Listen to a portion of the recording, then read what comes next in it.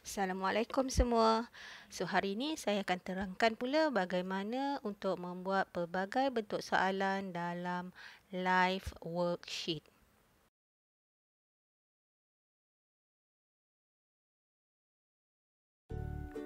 Saya akan berikan 5 contoh bentuk soalan yang boleh kita buat dalam live worksheet.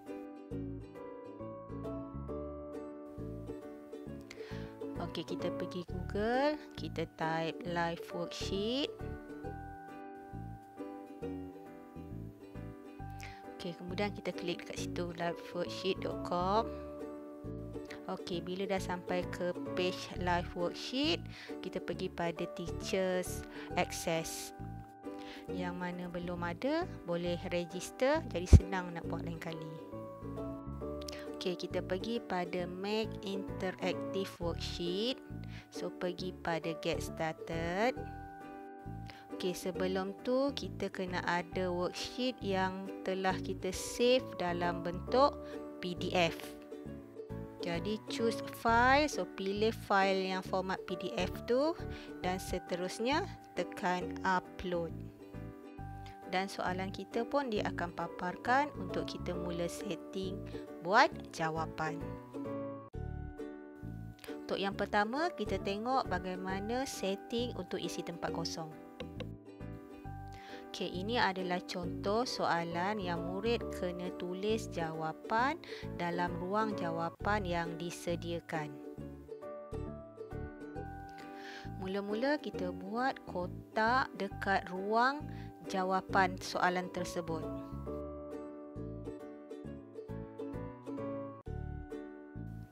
Okey, kemudian typekan jawapan dalam kotak yang kita buat tadi tu.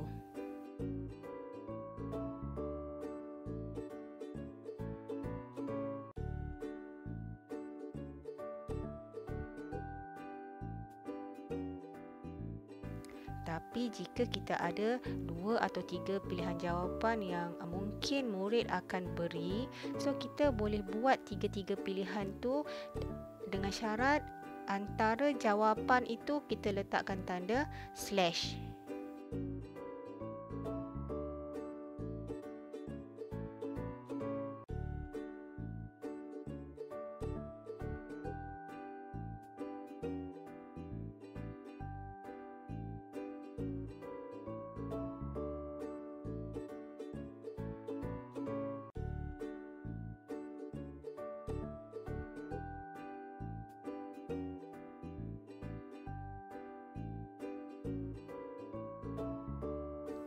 Okey, yang kedua adalah soalan berbentuk pilihan jawapan.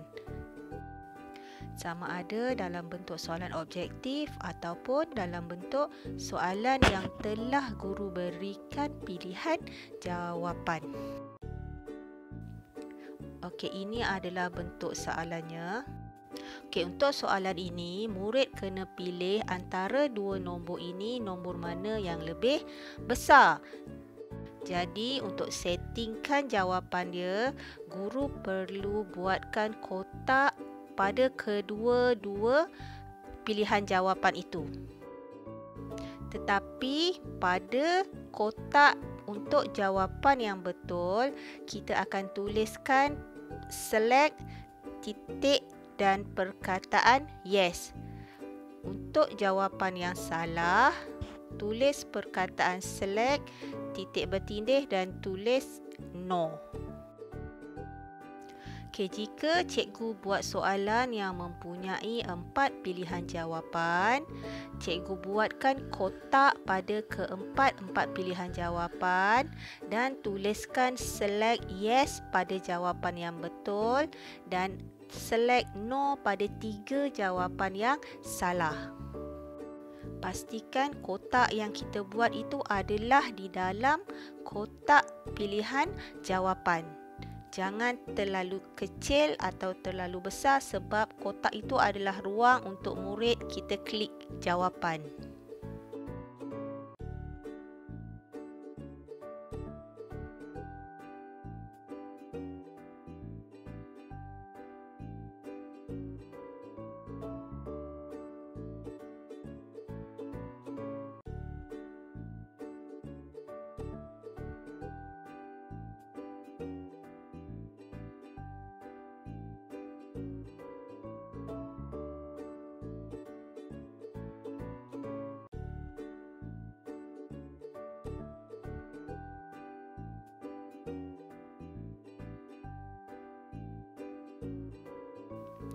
Okey, bentuk soalan yang ketiga adalah soalan suaikan atau padankan.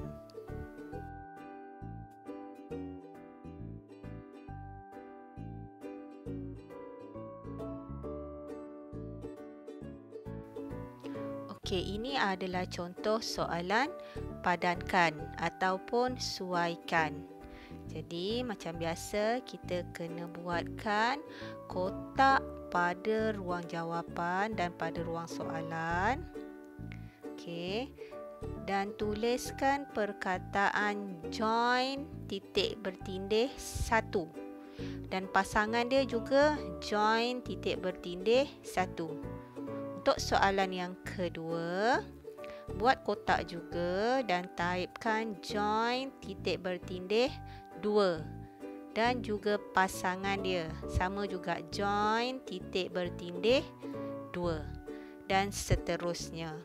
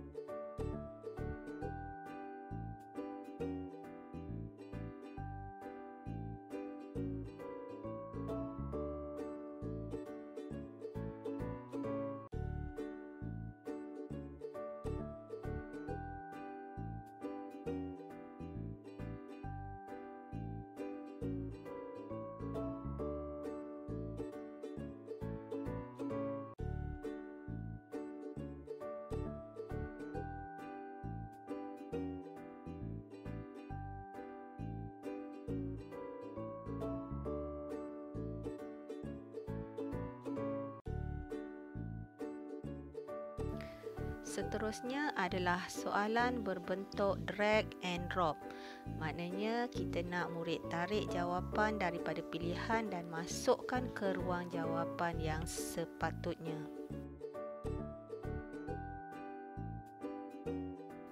So, ini adalah bentuk soalan dia. So, kita nak anak murid tarik jawapan dan masukkan ke ruang jawapan. Macam biasa, kita kena buat kotak dulu untuk pilihan jawapan dan ruang tempat jawapan. Kemudian, kita taipkan drop titik bertindih 1 untuk tempat jawapan soalan 1 dan drag titik bertindih 1 untuk jawapan sebenar soalan nombor 1. So, nanti murid akan drag jawapan dan dropkan pada kotak jawapan.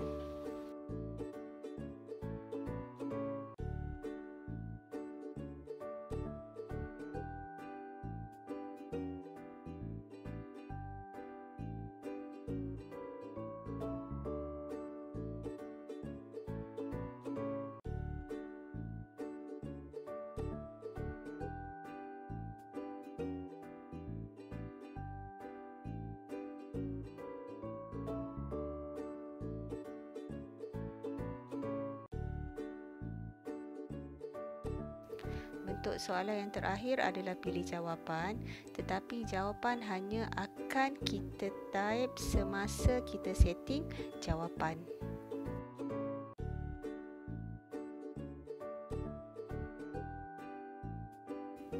Okey, ini adalah contoh soalannya. Hanya ada soalan sahaja. Tak nampak pun pilihan jawapan. Tetapi murid perlu klik pada button yang akan muncul nanti. So daripada situ murid akan pilih jawapan yang betul. Okey, untuk settingkan jawapan, guru perlu tulis choose titik bertindih dan pilihan jawapan yang kita nak bagi pada murid. Tetapi untuk jawapannya perlu kita tanda dengan star. Macam contoh yang saya beri, choose adalah 10, 12, 14, bermaksud ada 3 pilihan jawapan, tetapi jawapan yang sebenar adalah 12.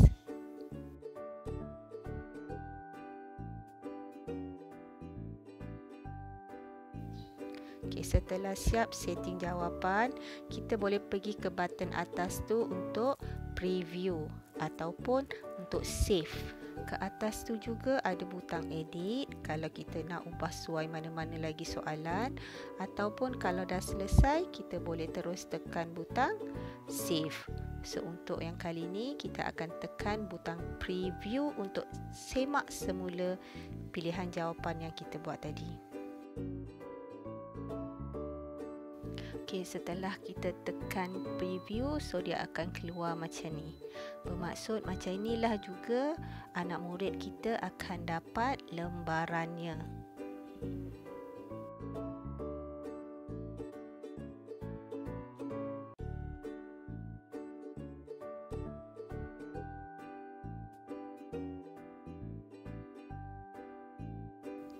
Kita lengkapkan dulu lembaran ni untuk kita kena pasti sama ada setting jawapan yang kita buat tadi tu betul ataupun tidak.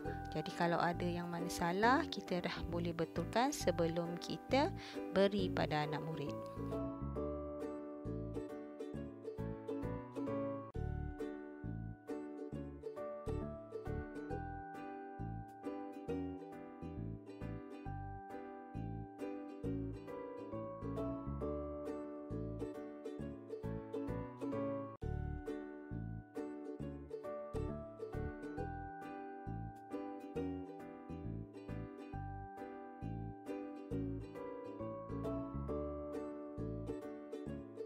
Soalan suaikan tu memang automatik akan keluar gambar pensel tu ya.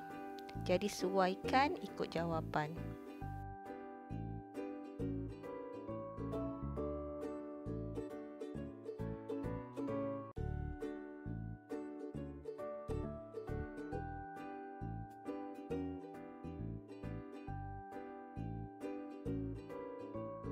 Okay, untuk soalan ini pula, murid akan dragkan jawapan dan dropkan ke dalam kotak yang sepatutnya.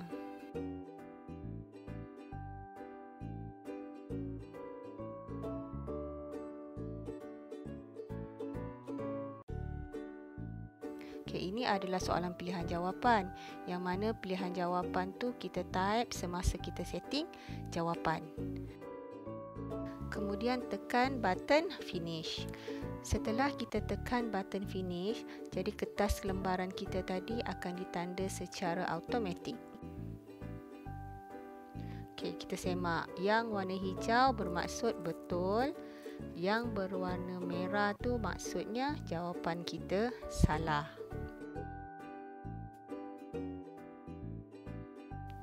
Markah yang akan diberi adalah per 10. Tak kiralah berapa soalan pun yang kita buat. Jadi semasa setting soalan, cikgu kena setting soalan yang sesuai untuk dapat markah 10.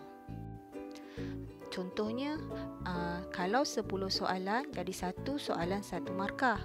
Tapi kalau 20 soalan, jadi satu soalan akan jadi setengah markah. Tetapi markah yang disetting tak akan ada perpuluhan. So dia akan jadi kepada nombor bulat yang terhampir.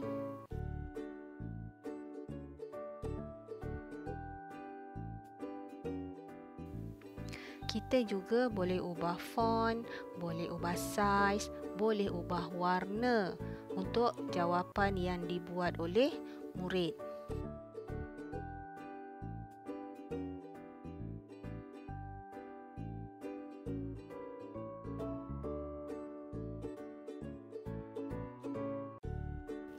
Okay, jika rasa dah okey, boleh terus save.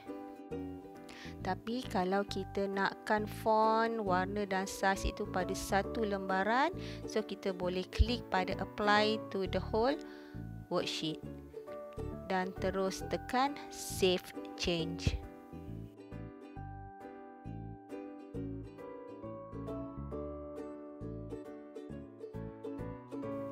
Okey, jadi nanti semua jawapan murid akan berubah font, akan berubah saiz dan akan berubah warna mengikut yang setting yang kita buat tadi.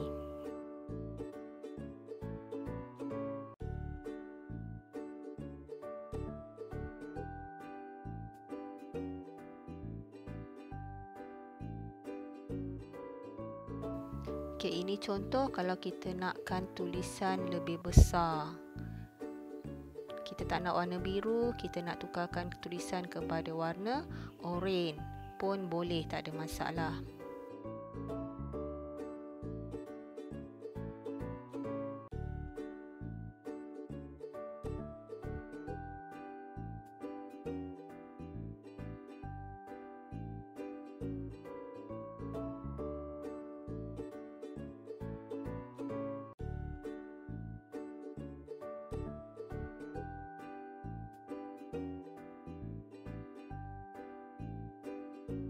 Okey, bila kita dah puas hati dengan tulisan, dengan soalan, dengan saiz, so kita terus tekan save. Kat sini dia ada dua pilihan. Sama ada kita nak share dengan cikgu yang lain ataupun kita nak simpan secara personal. Kalau kita nak share dengan orang lain, kita perlu isikan maklumat yang diperlukan. Dan kalau kita nak simpan sendiri, hanya ada limit 30 worksheet sahaja.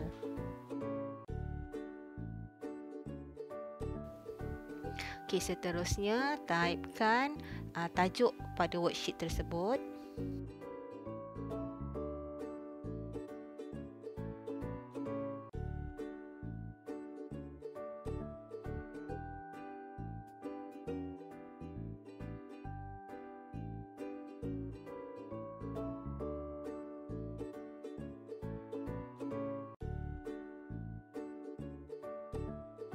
Dan tekan save.